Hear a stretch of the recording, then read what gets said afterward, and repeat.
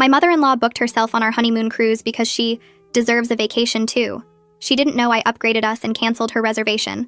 My mother-in-law Diane announced at our wedding reception that she'd booked herself on our honeymoon cruise because she needed a vacation after all the stress of planning her son's wedding, even though she didn't plan anything.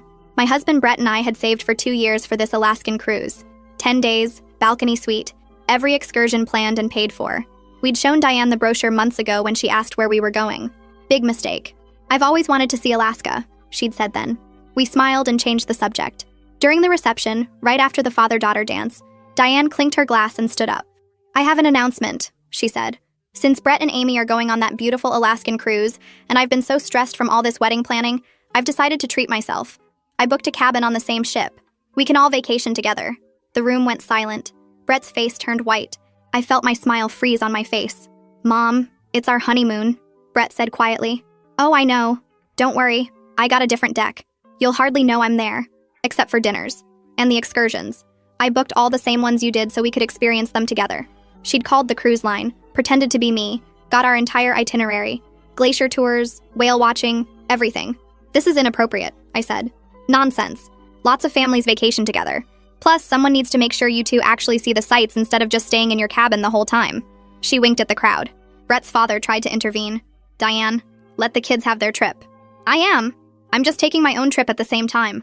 On the same boat. It's a big ship. The next 2 weeks were a nightmare of Diane texting constantly about her packing, her excitement, her plans for family dinners every night. Brett tried talking to her. She cried about how he was abandoning her, how she'd been so lonely since the divorce 5 years ago, how this was her chance to finally have a vacation. I spent my whole life taking care of you, she told him. Now you begrudge me one little trip? One little trip. On our honeymoon. The night before we left, she called to confirm we were all on the same shuttle to the port. I figured we'd save money sharing, she said. Plus, we can sit together on the plane. We hadn't told her our flight information, but somehow she was on the same flight. Same row, middle seat between us. I switched with a nice man, she explained at the airport. Said I needed to sit with my family. The flight to Seattle was 5 hours of Diane talking nonstop about her last cruise 15 years ago with Brett's father. How romantic it was. How they'd renewed their vows on the ship. How this trip would help her heal from the divorce he caused by leaving her for that younger woman. She's only 45, Diane kept saying. Can you imagine? I'm 58. That's barely 13 years difference. Might as well be a child. Brett's father left because Diane was controlling, demanding, and exhausting. But we couldn't say that at 30,000 feet with her between us. We got to the port and Diane had matching shirts made. Cruising with the newlyweds, with our wedding photo on front.